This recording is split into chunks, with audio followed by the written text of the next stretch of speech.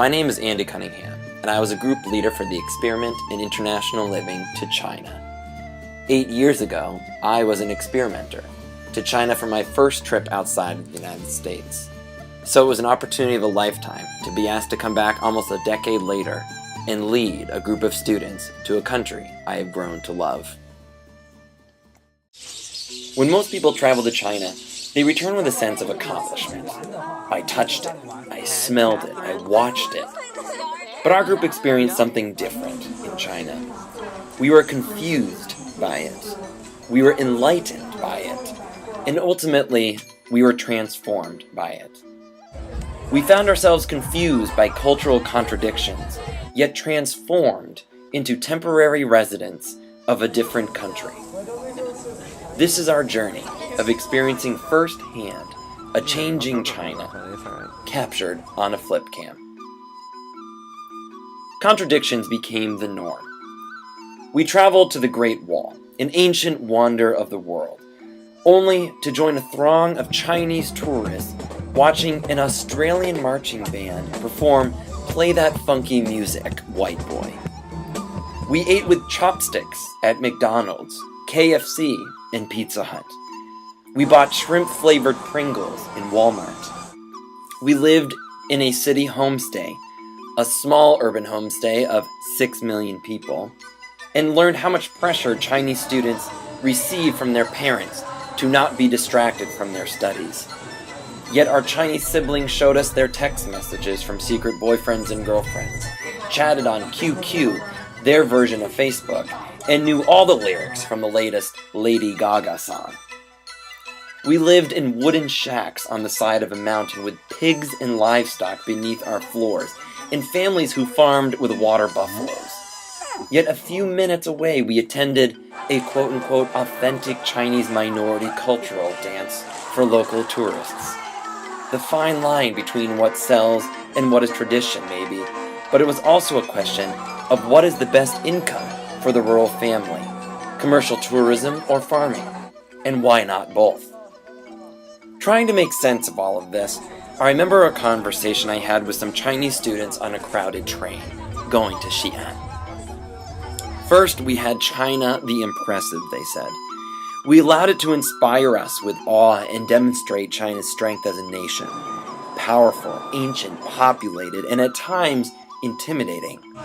The World Expo, the Beijing Olympics, the label that accompanies just about everything we own, made in China. Second, they said we had China the Modern. We embraced the rising middle class in our urban homestay families, successful businesswomen and men, private schools, shopping malls, resorts, designer jeans, and luxury cars. China the Modern was the pulse by which the world was measuring the heartbeat of the global economy, and we were at the center of it.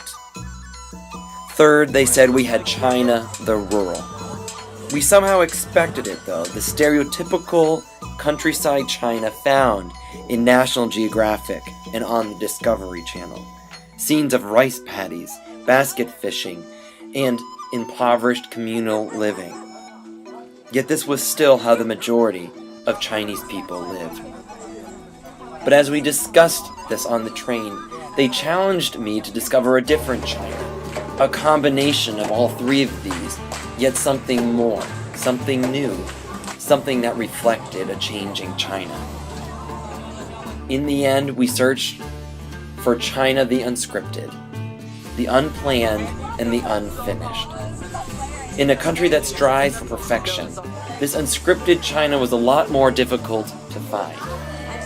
We had to listen to drivers in taxi rides, talk with strangers during countryside hikes up mountains, and begin conversation at dinner tables with our homestay families we had just met a few hours ago. We had to simply, at times, be goofy. So we allowed different Chinas to introduce themselves. And we made a dialogue. Questions, listening to confusing, contradictory answers, and simply allowing ourselves to be changed in the process. In the end, we ultimately began asking ourselves as travelers questions. What happens when things go wrong?